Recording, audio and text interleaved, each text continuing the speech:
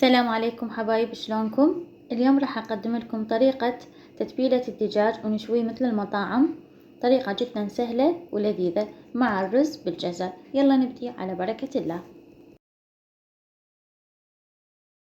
مكونات تتبيلة الدجاج: احتاج ليمونة كاملة مقطعتها شرائح، ايضا ربع كوب من الخل الابيض، معلقتين كبار من بديل الليمون الحامض او الليمون. نضيف البهارات عليها بودرة الثوم، كمون وبابريكا وملح، وراح نضيف نصف معلقة من البيكنج باودر. طبعا إضافة البيكنج باودر يخلي الدجاج يكون طري. أيضا أضيف كوب كامل من الماء.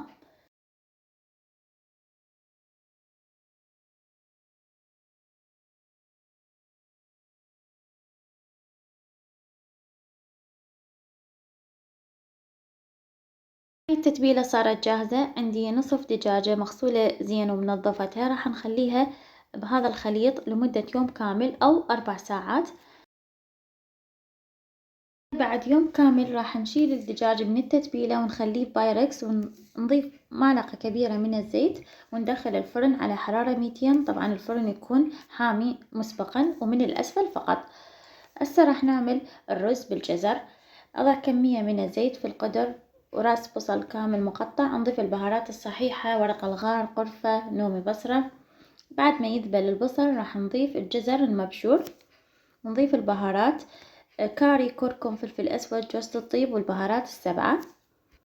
أيضا إضافة الملح حسب الرغبة. راح نقلب هاي المواد سوية. عندي رز منقع ومغسول ونضيفه، وراح أحمسه زين ويا المكونات، وبعدها راح نضيف عليه كوبين من الماء الساخن ونتركه على نار تكون متوسطة، وبعدين أهدئ النار. وهذا الرز أصبح جاهز. طبعا يكون رز نثري وكل حبة بحبتها. الآن راح نعمل حشوة بسيطة. نحمس القليل من الجزر مقطعته بهذا الشكل. بعد ما يذبل الجزر راح نضيف عليه الفستق السوداني أو الكاجو حسب الرغبة، وكمية من الكشمش. وبهذا الشكل بعد ما نخلي الرز راح نقدمه ويا الحشوة والدجاج. بعد ما استوى كل زين قدمناه بهذه الصورة. شوفوا شكله وشوفوا اللمعة واللون الذهبي والقرمشة.